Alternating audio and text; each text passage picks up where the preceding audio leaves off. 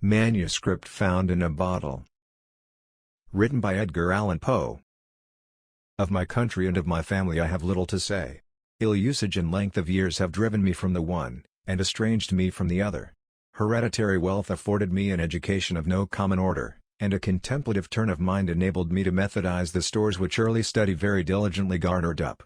Beyond all things the works of the German moralists gave me great delight. Not from any ill-advised admiration of their eloquent madness, but from the ease with which my habits of rigid thought enabled me to detect their falsities. I have often been reproached with the aridity of my genius. A deficiency of imagination has been imputed to me as a crime, and the Pyrrhonism of my opinions has at all times rendered me notorious. Indeed, a strong relish for physical philosophy has, I fear, tinctured my mind with a very common error of this age. I mean the habit of referring occurrences, even the least susceptible of such reference, to the principles of that science. Upon the whole, no person could be less liable than myself to be led away from the severe precincts of truth by the ignis fatui of superstition. I have thought proper to premise thus much, lest the incredible tale I have to tell should be considered rather the raving of a crude imagination, than the positive experience of a mind to which the reveries of fancy have been a dead letter and a nullity. After many years spent in foreign travel, I sailed in the year 1810, from the port of Batavia, in the rich and populous island of Java, on a voyage to the archipelago of the Sunda Islands. I went as passenger, having no other inducement than a kind of nervous restlessness which haunted me like a fiend. Our vessel was a beautiful ship of about 400 tons, copper-fastened, and built at Bombay, of Malabar teak. She was freighted with cotton, wool, and oil, from the Laccadive Islands. We had also on board coir, jaggery, ghee, coconuts, and a few cases of opium. The stowage was clumsily done, and the vessel consequently crank. We got under way with a mere breath of wind, and for many days stood along the eastern coast of Java, without any other incident to beguile the monotony of our course than the occasional meeting with some of the small grabs of the archipelago to which we were bound. One evening, leaning over the taffrail, I observed a very singular, isolated cloud, to the northwest. It was remarkable, as well for its color, as from its being the first we had seen since our departure from Batavia. I watched it attentively until sunset, when it spread all at once to the eastward and westward, girding in the horizon with a narrow strip of vapor, and looking like a long line of low beach. My notice was soon afterwards attracted by the dusky red appearance of the moon, and the peculiar character of the sea. The latter was undergoing a rapid change, and the water seemed more than usually transparent. Although I could distinctly see the bottom, yet, heaving the lead, I found the ship in 15 fathoms. The air now became intolerably hot, and was loaded with spiral exhalations similar to those arising from heated iron. As night came on, every breath of wind died away, and a more entire calm it is impossible to conceive. The flame of a candle burned upon the poop without the least perceptible motion, and a long hair, held between the finger and thumb, hung without the possibility of detecting a vibration. However, as the captain said he could perceive no indication of danger, and as we were drifting in bodily to shore, he ordered the sails to be furled, and the anchor let go. No watch was set, and the crew, consisting principally of Malays, stretched themselves deliberately upon deck. I went below, not without a full presentiment of evil. Indeed, every appearance warranted me in apprehending a simoom. I told the captain my fears, but he paid no attention to what I said, and left me without deigning to give a reply. My uneasiness, however, prevented me from sleeping, and about midnight I went upon deck. As I placed my foot upon the upper step of the companion ladder, I was startled with a loud, humming noise, like that occasioned by the rapid revolution of a mill wheel, and before I could ascertain its meaning, I found the ship quivering to its center. In the next instant, a wilderness of foam hurled us upon our beam ends, and, rushing over us fore and aft, swept the entire decks from stem to stern. The extreme fury of the blast proved in a great measure the salvation of the ship. Although completely waterlogged, yet, as all her masts had gone by the board, she rose, after a minute, heavily from the sea, and, staggering a while beneath the immense pressure of the tempest, finally righted. By what miracle I escaped destruction, it is impossible to say. Stunned by the shock of the water, I found myself, upon recovery, jammed in between the stern post and rudder.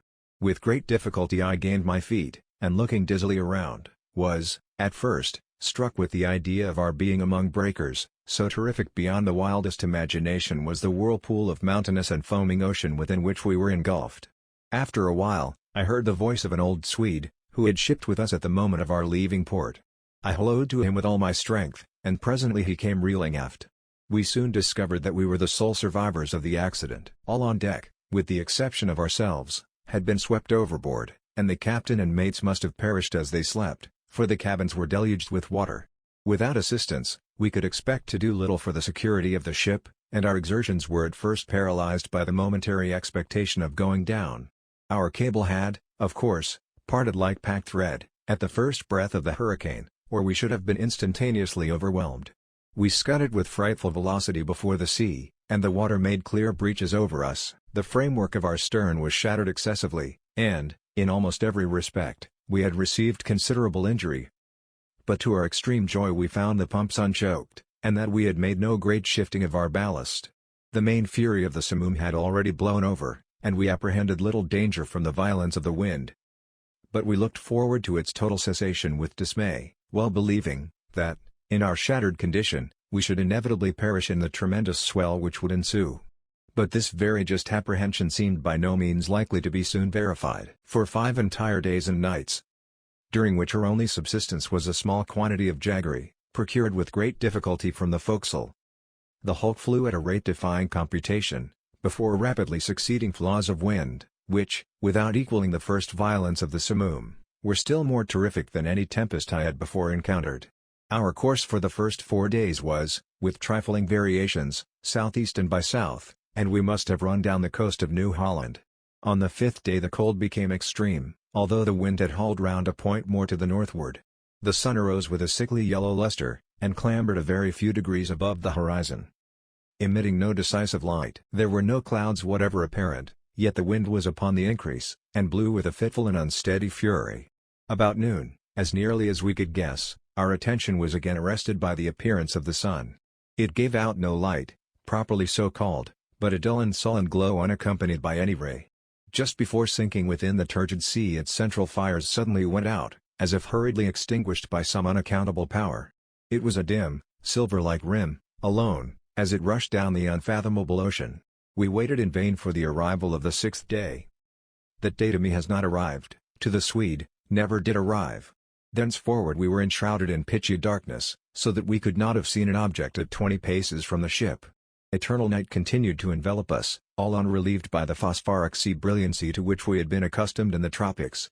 We observed too, that, although the tempest continued to rage with unabated violence, there was no longer to be discovered the usual appearance of surf, or foam, which had hitherto attended us. All around was horror, and thick gloom, and a black sweltering desert of ebony. Superstitious terror crept by degrees into the spirit of the old Swede, and my own soul was wrapped up in silent wonder. We neglected all care of the ship, as worse than useless, and securing ourselves as well as possible to the stump of the mizzenmast, looked out bitterly into the world of ocean. We had no means of calculating time, nor could we form any guess of our situation. We were, however, well aware of having made farther to the southward than any previous navigators, and felt extreme amazement at not meeting with the usual impediments of ice. In the meantime every moment threatened to be our last. Every mountainous billow hurried to overwhelm us. The swell surpassed anything I had imagined possible, and that we were not instantly buried is a miracle. My companion spoke of the lightness of our cargo, and reminded me of the excellent qualities of our ship. But I could not help feeling the utter hopelessness of hope itself, and prepared myself gloomily for the death which I thought nothing could defer beyond an hour, as, with every knot of way the ship made, the swelling of the black stupendous seas became more dismally appalling.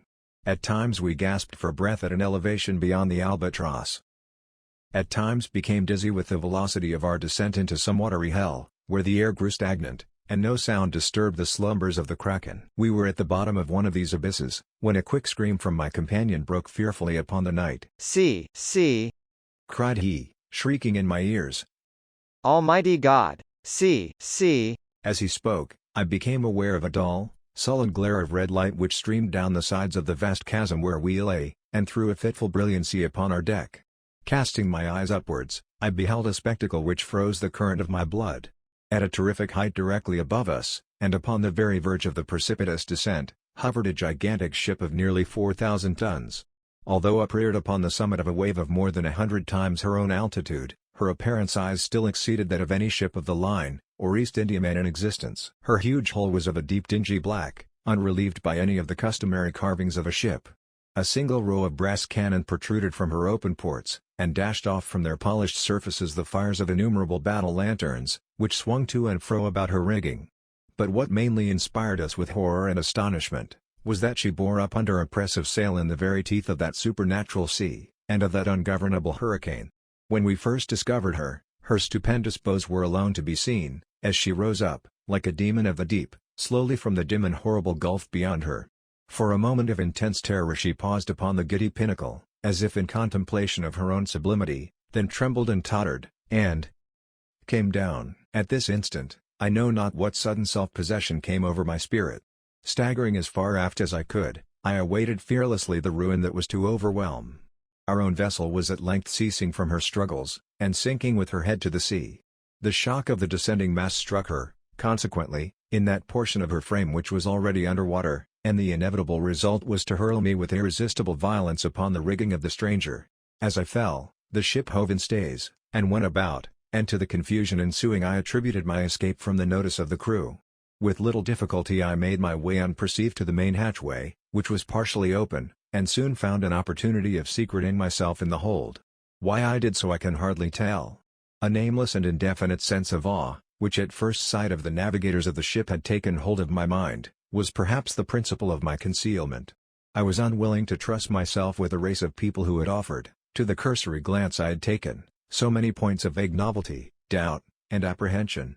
I therefore thought proper to contrive a hiding place in the hold. This I did by removing a small portion of the shifting boards in such a manner as to afford me a convenient retreat between the huge timbers of the ship. I had scarcely completed my work, when a footstep in the hold forced me to make use of it. A man passed by my place of concealment with a feeble and unsteady gait. I could not see his face, but had an opportunity of observing his general appearance. There was about it an evidence of great age and infirmity. His knees tottered beneath a load of years, and his entire frame quivered under the burden. He muttered to himself, in a low broken tone, some words of a language which I could not understand, and groped in a corner among a pile of singular-looking instruments, and decayed charts of navigation. His manner was a wild mixture of the peevishness of second childhood, and the solemn dignity of a god. He at length went on deck, and I saw him no more. A feeling, for which I have no name, has taken possession of my soul. A sensation which will admit of no analysis, to which the lessons of bygone time are inadequate, and for which I fear futurity itself will offer me no key. To a mind constituted like my own the latter consideration is an evil. I know that I shall never be satisfied with regard to the nature of my conceptions. Yet it is not wonderful that these conceptions are indefinite, since they have their origin in sources so utterly novel. A new sense, a new entity is added to my soul. It is long since I first trod the deck of this terrible ship, and the rays of my destiny are, I think, gathering to a focus. Incomprehensible men. Wrapped up in meditations of a kind which I cannot divine, they pass me by unnoticed. Concealment is utter folly on my part, for the people will not see. It was but just now that I passed directly before the eyes of the mate. It was no long while ago that I ventured into the captain's own private cabin, and took thence the materials with which I write, and have written. I shall from time to time continue this journal. It is true that I may not find an opportunity of transmitting it to the world, but I will not fail to make the endeavor. At the last moment I will enclose the manuscript in a bottle, and cast it within the sea. An incident has occurred which has given me new room for meditation. Are such things the operations of ungoverned chance? I had ventured upon deck and thrown myself down, without attracting any notice, among a pile of ratlin stuff and old sails in the bottom of the yawl. While musing upon the singularity of my fate, I unwittingly daubed with a tar brush the edges of a neatly folded studding sail which lay near me on a barrel. The studding sail is now bent upon the ship, and the thoughtless touches of the brush are spread out into the word Discovery. I have made many observations lately upon the structure of the vessel. Although well armed, she is not, I think, a ship of a war. Her rigging, build, and general equipment, all negative a supposition of this kind. What she is not I can easily perceive, what she is I fear it is impossible to say. I know not how it is, but in scrutinizing her strange model and singular cast of spars, her huge size and overgrown suits of canvas, her severely simple bow and antiquated stern, there will occasionally flash across my mind a sensation of familiar things, and there is always mixed up with such indistinct shadows of recollection, an unaccountable memory of old foreign chronicles and ages long ago. I have been looking at the timbers of the ship. She is built of a material to which I am a stranger. There is a peculiar character about the wood which strikes me as rendering it unfit for the purpose to which it has been applied. I mean its extreme porousness, considered independently of the worm-eaten condition which is a consequence of navigation in these seas, and apart from the rottenness attendant upon age. It will appear perhaps an observation somewhat over-curious, but this wood has every characteristic of Spanish oak, if Spanish oak were distended or swelled by any unnatural means. In reading the above sentence a curious apothegm of an old weather-beaten Dutch navigator comes full upon my recollection. It is as sure, he was wont to say, when any doubt was entertained of his veracity, as sure as there is a sea where the ship itself will grow in bulk like the living body of the seaman. About an hour ago, I made bold to thrust myself among a group of the crew. They paid me no manner of attention, and, although I stood in the very midst of them all, seemed utterly unconscious of my presence.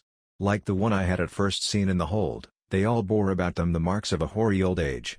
Their knees trembled with infirmity, their shoulders were bent double with decrepitude, their shriveled skins rattled in the wind, their voices were low, tremulous, and broken, their eyes glistened with the rheum of years, and their grey hair streamed terribly in the tempest. Around them on every part of the deck lay scattered mathematical instruments of the most quaint and obsolete construction. I mentioned some time ago the bending of a studding sail.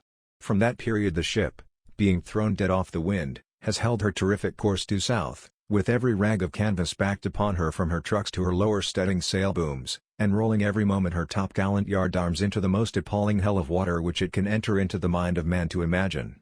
I have just left the deck, where I find it impossible to maintain a footing, although the crew seem to experience little inconvenience. It appears to me a miracle of miracles that our enormous bulk is not buried up at once and forever.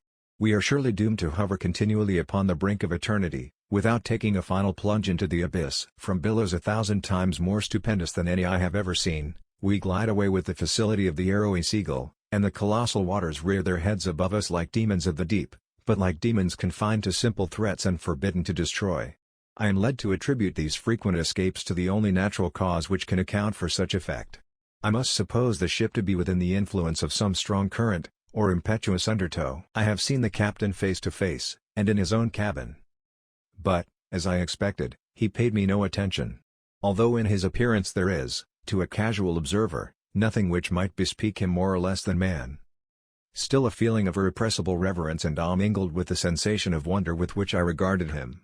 In stature he is nearly my own height, that is, about 5 feet 8 inches. He is of a well-knit and compact frame of body, neither robust nor remarkably otherwise.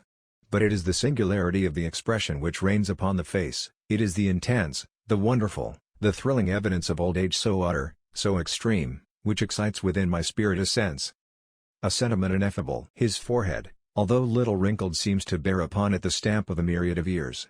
His grey hairs are records of the past, and his greyer eyes are sibyls of the future.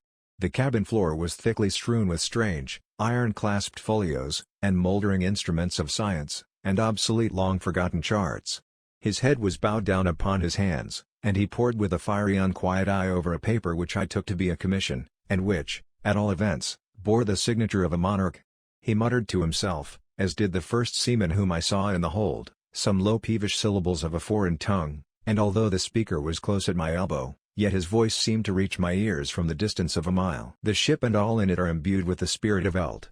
The crew glide to and fro like the ghosts of buried centuries, their eyes have an eager and uneasy meaning, and when their figures fall athwart my path in the wild glare of the battle lanterns, I feel as I have never felt before, although I have been all my life a dealer in antiquities, and have imbibed the shadows of fallen columns at Baalbek, and Tadmor, and Persepolis, until my very soul has become a ruin. When I look around me I feel ashamed of my former apprehensions.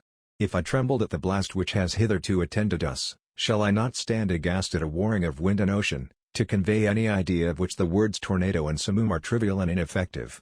All in the immediate vicinity of the ship is the blackness of eternal night, and a chaos of foamless water, but, about a league on either side of us, may be seen, indistinctly and at intervals, stupendous ramparts of ice, towering away into the desolate sky, and looking like the walls of the universe. As I imagined, the ship proves to be in a current, if that appellation can properly be given to a tide which, howling and shrieking by the white ice, thunders on to the southward with a velocity like the headlong dashing of a cataract. To conceive the horror of my sensations is, I presume, utterly impossible. Yet a curiosity to penetrate the mysteries of these awful regions predominates even over my despair, and will reconcile me to the most hideous aspect of death. It is evident that we are hurrying onwards to some exciting knowledge, some never to be imparted secret, whose attainment is destruction. Perhaps this current leads us to the southern pole itself. It must be confessed that a supposition apparently so wild has every probability in its favor. The crew pace the deck with unquiet and tremulous step, but there is upon their countenances an expression more of the eagerness of hope than of the apathy of despair. In the meantime the wind is still in our poop, and as we carry a crowd of canvas, the ship is at times lifted bodily from out the sea. Oh, horror upon horror! The ice opens suddenly to the right, and to the left, and we are whirling dizzily, in immense concentric circles, round and round the borders of a gigantic amphitheater, the summit of whose walls is lost in the darkness and the distance. But little time will be left me to ponder upon my destiny. The circles rapidly grow small. We are plunging madly within the grasp of the whirlpool. And amid a roaring, and bellowing, and shrieking of ocean and of tempest, the ship is quivering, O God! And going down.